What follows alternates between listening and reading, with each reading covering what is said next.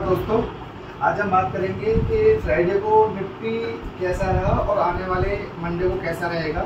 उसके बाद में डीआई की क्या पोजीशन रही, रिलायंस की एजीएम में क्या निकल के आया और पीसीआर क्या है अपना निफ्टी का, और सपोर्ट और जो रेजिस्टेंस है हमारे निफ्टी का वो कहाँ पर है। पर उससे पहले मैं एक disclaimer, I am not SEBI registered advisor, this video for only educational purpose. अगर आप कुछ भी इन्वेस्टमेंट करते हैं तो प्लीज़ अपने एडवाइजर से कंसल्ट करना है।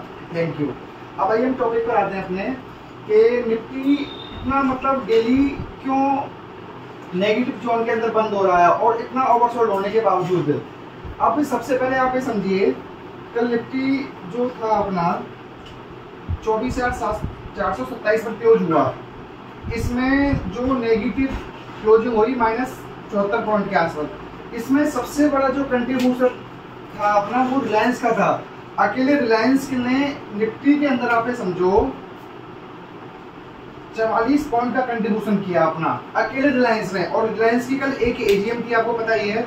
दोपहर में क्या हुआ, जैसे ही एजीएम स्टार्ट हुई थी अपना, तो उस टाइम पे ये जो निफ्टी था अपना, जब रिलायंस प्लस में भी आ गया था 24,550 के आसपास पहुंच गई थी। एक बार ऐसा लग रहा था कि आज मार्केट पॉजिटिव क्लोज होगी अपना, बट लास्ट में क्या हुआ, अल्टीमेटली धीरे धीरे करके कुछ लाइंस नीचे आया। कुछ एजीएम में अब लोगों को मैटर समझ नहीं आया कि क्या चल रहा है, या लोगों ने मन से सेलिंग करी, ये तो भी क्लियरिटी आई। पर ओवरऑल ये बता रहे कि एजीएम जो रिलायंस की एजीएम थी वो अच्छी रही। अब दूसरा तो सबसे बड़ा आप ये समझो इन्फोसिस का भी 28 पॉइंट का कंट्रीब्यूशन था निफ्टी को गिराने में, एचडीएफसी बैंक का 21 पॉइंट का और एमएनएम का 112 पॉइंट का। तो टोटल ये 4 स्टॉक हैं, इन चारों का निफ्टी के अंदर जो कंट्रीब्यूशन है -74 पॉइंट, अकेले इन चारों ने -112 पॉइंट के आसपास कंट्रीब्यूशन किया। इसमें सबसे अच्छा जो कल के अपना आईटीसी के स्टॉक ने निफ्टी में 25 पॉइंट का प्लस का कंट्रीब्यूशन किया अपना, क्योंकि आपको पता ही है कंजम्पशन बेस अपना थीम चल रही है जो जीएसटी के अंदर के 5% और 18% वाला। तो उसकी वजह से जो काफी स्टॉक है जिनको जो सेक्टर्स जिनको बेनिफिट होने वाला है, उनके अंदर ओवरऑल मतलब पॉजिटिव क्लोजिंग भी हो रही है। जैसे एचयूएल आपने देखा था पिछले 2-3 दिन से प्लस में चल रहा है। अब हम बात करते हैं, आइए डीआई ने कल क्या रहा और एफआईआई की। डीआई की आप समझो 12,000 करोड़ रुपए की बाइंग रही, उसके बावजूद भी मार्केट ऊपर नहीं रुक रहा। और एफआईआई की सेलिंग रही है आपकी 8,000 करोड़ से ऊपर की। एफआईआई कंटिन्यूअस देख रहे हैं, और कल पिछले 2 या 3 साल में एक सीरीज ऐसी होगी जो एफआईआई की लॉन्ग पोजीशन थी वो ओनली आप ये समझो 8% के अंदर स्टार्ट हुई है। 8% ओनली लॉन्ग पोजीशन एफआईआई की, नहीं तो अदरवाइज कोई भी पोजीशन पीछे भी रही है 24 में भी, मार्च अप्रैल में, तो उसके अंदर 12-13% थी और इजिली रिकवर हो जाती थी मार्केट।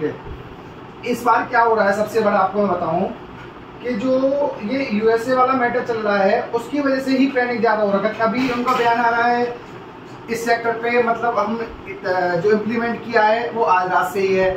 और H1 वीजा को लेके जो इन्फ्लो में गिरावट आई वो H1 वीजा को लेके आई। ये कह रहे हैं कि H1 वीजा में भी चेंजेस कर रहे हैं, या जो लगे हो उनको भी कैंसिल करने का कुछ प्रोसेस चल रहा है। तो मेन रीजन यही है अपना। और पर एक चीज और समझिए आप, मैंने आपको ये टॉपिक क्लियर कर दिया पहले। रिलायंस का जो कल था दोपहर बाद में काफी बड़ा कंट्रीब्यूशन था, पर इसके बाद में क्या हुआ है, कल जो मार्केट आप समझो एक जो पीसीआर आ गया है ये 0.55 आ गया है। जब भी आपने पहले कभी भी देखा होगा, जब पीसीआर 0.55 के आसपास आता है और यहां से अगर थोड़ा सा और 0.52 या 51 के आसपास, यहां से मार्केट अप होने के 90% से ज्यादा प्रोबेबिलिटी रहती है, चांस होते हैं मार्केट ऊपर जाएगा। और अभी देखिए मंडे को पता चलेगा क्या रहेगा। अब आइए हम बात करते हैं, आपको मैं एक चीज बताऊं दोस्तों, सबसे ज्यादा जो मोस्ट इम्पोर्टेंट रहता है अपना ऑप्शन ट्रेडिंग के अंदर, वो रहता है अपना जो कॉल और पुट का ओपन इंटरेस्ट। आप ये करेंगे, आप एक बार, मैं आपसे जो सच्चाई बता रहा हूँ, आप एक बार ओपन इंटरेस्ट की स्टडी कीजिए, उसके बेस पे मार्केट मतलब 90% चलता है। आप कॉल कैसे, मैंने आपको पहले भी वीडियो में बताया गया, चाहे वीडियो देख भी सकते हो कि ये नहीं कि मैं आज बता रहा हूँ। कॉल के अंदर आप देखिए कल क्या रहा, कॉल टोटल जो एक चीज, और उससे पहले आपको पता ही होगा अब इंडेक्स की अपनी वीकली एक्सपायरी चेंज हो गई है। निफ्टी की तो अपना मंगलवार को हो गई है और सेंसेक्स की बृहस्पतिवार को हो गई है। इसलिए जो निफ्टी की एक्सपायरी रहेगी वो 2 सितंबर को रहेगी, मंगलवार को अपना। अब आइए हम बात करते हैं, जो कॉल में ओपन पोजीशन खड़ी है 20 करोड़ 35 लाख ओपन इंटरेस्ट है, और पुट के अंदर खड़ा हुआ आपका 11 करोड़ 8 लाख शेयरों का। अब ये आपकी बात समझिए, मैं हमेशा कहता हूँ जिस साइड ये हैवी होगी, कॉल का मतलब है हम लोगों ने, आप लोगों ने निफ्टी के अंदर कॉल ऑप्शंस ले रखे हैं, हम तेजी की उम्मीद में बैठे हैं। तो आप ये समझो जिस साइड पोजीशन हमेशा ज्यादा रहती है, प्लस में ज्यादा रहती है, उस साइड मार्केट कभी नहीं जाएगा। मतलब बहुत ही रेयर चांस होते हैं कि शॉर्ट कवरिंग आ जाए, कोई एक्सपायरी रहती है, अदरवाइज बिल्कुल ना के बराबर चांस होते हैं। और पुट साइड देखिए आप कितनी पोजीशन है 11 करोड़ की, और टोटल पुट कितने जुड़े हैं अपने 4 करोड़ 69 लाख। तो आप एक कॉमन चीज समझिए, कॉल मतलब हर लोगों ने नॉर्मली रिटेलर्स ने सब लोगों ने कॉल भर के लिए, और कॉल कितना कॉल से लिए 10 करोड़ से ऊपर की, और पुट कितने लिए ओनली 4 करोड़ की। तो सिंपल बात ये है, मार्केट किसी भी रीजन से गिरे वो ऊपर नहीं उठेगा इस केस में, क्योंकि आप समझो नॉर्मली ये लोग क्या करते हैं, ऑपरेटर्स या बड़े बड़े जो जितने भी मैंने आपको बताया FI वो लोग कुछ भी बोलिए आप उन्हें, वो लोग जब ये बताइए मार्केट के अंदर क्या रहता है 11 करोड़ कॉल अगर हम लोगों ने लिए तो किसी ने बेची भी तो होंगी ना। अगर कोई सेल ही नहीं करेगा तो हम कहाँ ले लेंगे। मार्केट में एक सीधा सिंपल फंडा है, एक बंदे के पास एक बंदे ने शॉर्ट किया तो दूसरे ने लॉन्ग किया उसके अंदर, इसके अलावा कोई नहीं रहता। तो उन लोगों ने क्या करा, 11 करोड़ हम लोगों को कॉल बेच दिए। तो आप उस पर्पज से समझ सकते हो कि इतनी हैवी कॉल राइटिंग हुई है तो मार्केट कहाँ से ऊपर जाएगा। और एक चीज और, हमेशा कॉल और अपन जो इंटरेस्ट रेट डेटा है ना, मॉर्निंग में नहीं होता 9 बजे मार्केट, इसको रेडी होने में कम से कम आप समझो 9:50 के बाद में प्रॉपर तरीके से रेडी होता। उससे पहले तो ये कभी ऊपर कभी नीचे, तो किसी को कुछ समझ में ही नहीं आएगा जो है अपना।